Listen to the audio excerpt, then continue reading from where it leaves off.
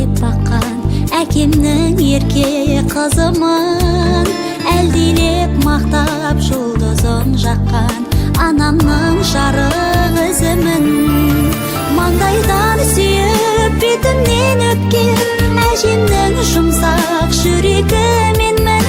Жаныма нұрлы шуағын төккен атамның асыл тілегі менмін. Дауыл мен желден қорған болатын ағамның нәзік ақ гүлі менмін.